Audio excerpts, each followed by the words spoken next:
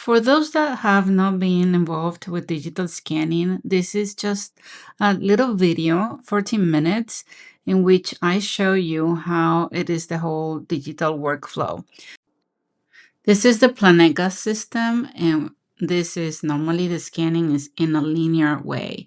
Linear, meaning that it goes from back to front, then lingual, then buccal, and we do the first the lower arch or the upper arch and then the bite. We will see step by step.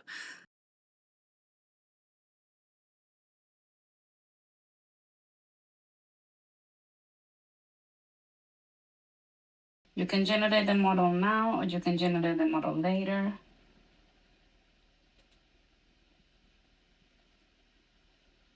The last thing to do will be the buccal bite.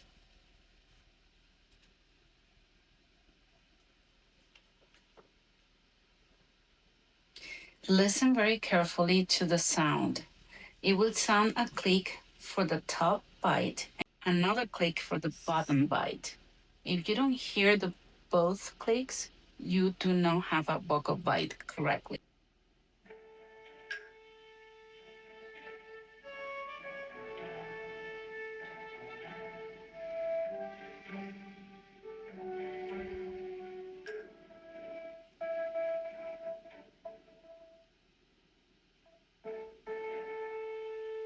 That's it.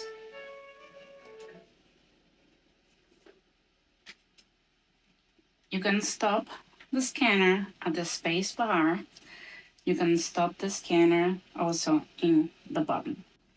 As you can observe, we have the bite. You will have an overlapping of blue and the pink color of the gingiva and the blue and the white color of the teeth on both, on the top and on the bottom. If you have this, it means that it's right scanned the buccal bite. And you will click on the alignment, selecting what we are going to do. We are going to do an onlay, select material. You can do Emacs CAD or you can do Empress CAD. The Emacs will be purple color at the beginning, and then you have to crystallize them and convert it into a ceramic looking white color, or A1, A2, A3, B1, whatever you have chosen. Empress, you don't have to crystallize.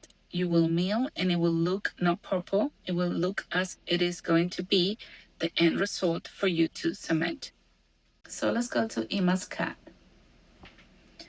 Then you're going to do select translucency. You have high translucency, low translucency, or MT, medium translucency.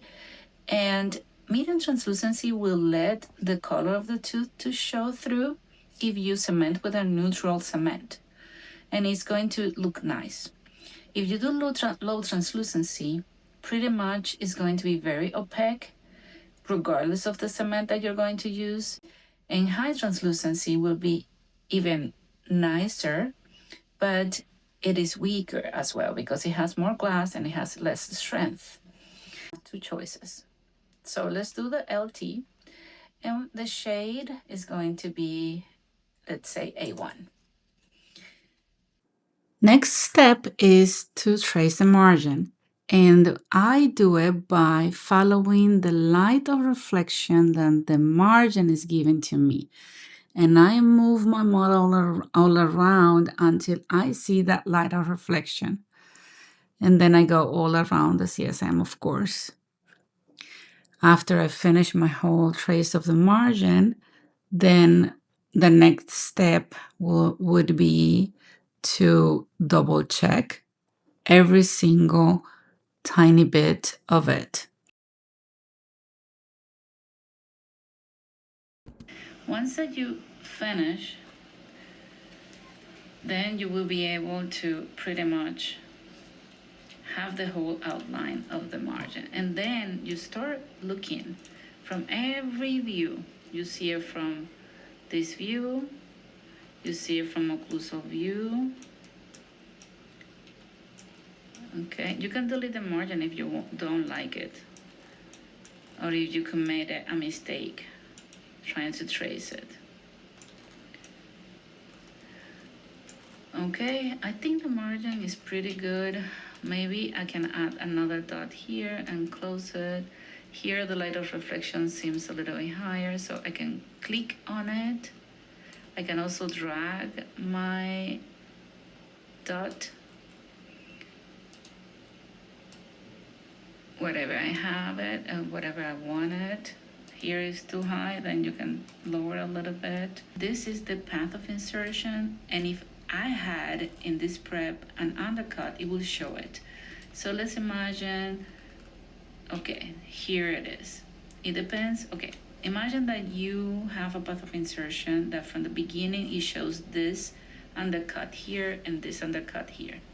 So all what you have to do is to observe this and move it towards a position where you don't have the undercut anymore, and that will be your path of insertion.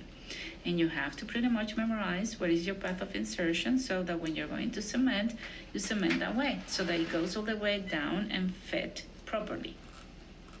Okay, so now we go to the design. For the design, then you observe. You can do on your own and on your own order, or you can click on this icon on the top and do a guided workflow by the system. But before we do all of that, on this icon you click and then you will orientate. Okay, so this is the orientation that I think is the best. If you press the wheel, you will be able to move up and down. And if you press the right click, you will be able to move side to side. We are going to select Library C. We place the tooth. And that's what we get. So, this is a pre-set, a pre-design, okay? If you want to have the final design, you have to click on the Attach Restoration. But before you attach restoration, normally you have to work a lot in the pre-design before doing that. So, but this one come to happen perfect.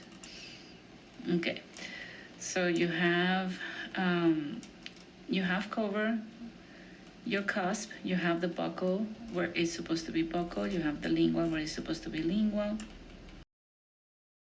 That you can increase the bite intensity so that you can observe the upper model.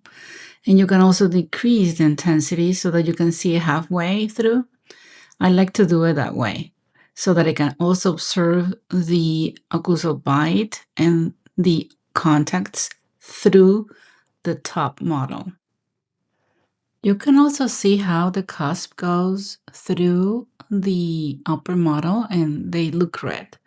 So they're high contacts. You can also see it without any color. It's up to you the way that you want it to observe, but this is when you start doing some adjustments in the design. Adjustments, we can go in cross-section, and you can go buccolingually, the cross-section, or you can also do it all the way around mesiodistally, the cut.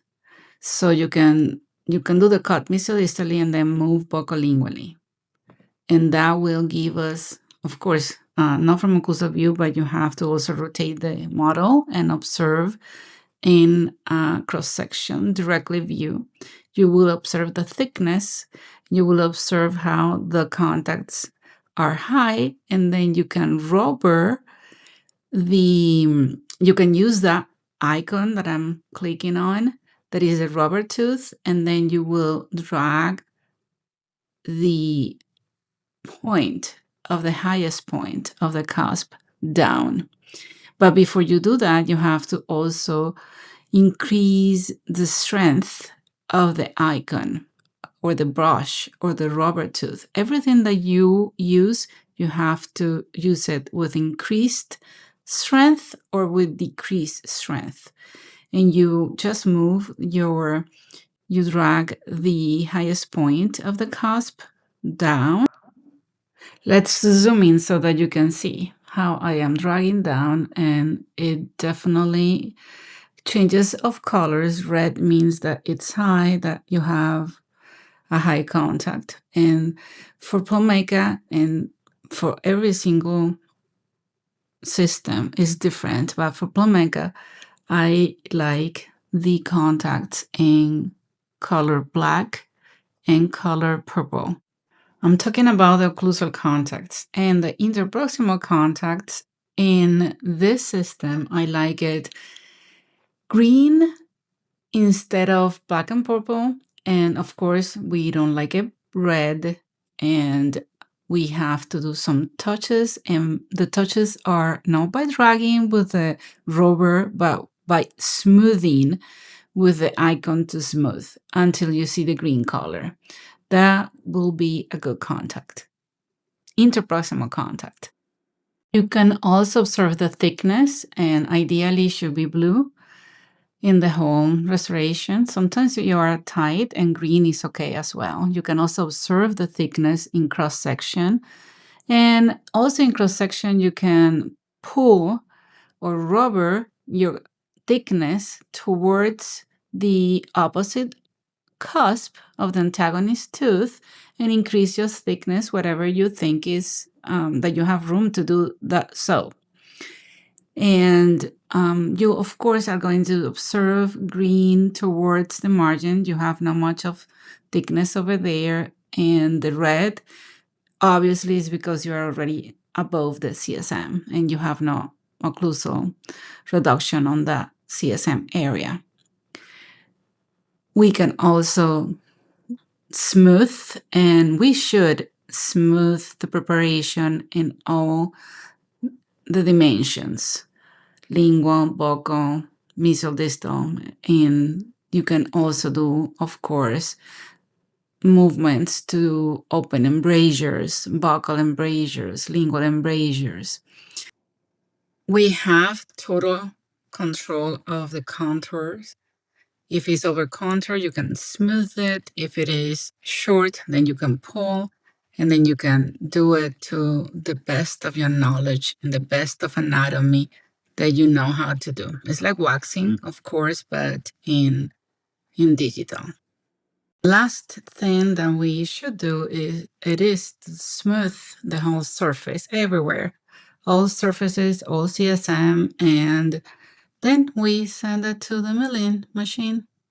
That's our last step. And then we take it to the milling machine. We place the block. Hopefully it's the right block and the right size and the right color. And then you just wait. You wait the amount that you need to wait, depending if it is in the newest milling machine, sometimes 7 minutes. If it's the milling and the newest, and the old ones also work fantastic, and they can be up to 15 minutes, depending if it's a short only or if it is a full crown. That's pretty much the time. We cut sprue, and after that, we are ready to have our beautiful restoration. Of course, if this is Empress, this is not going to need to have to place it in the oven for crystallization or for sinterization. And we cement, and this is what we can get before and after.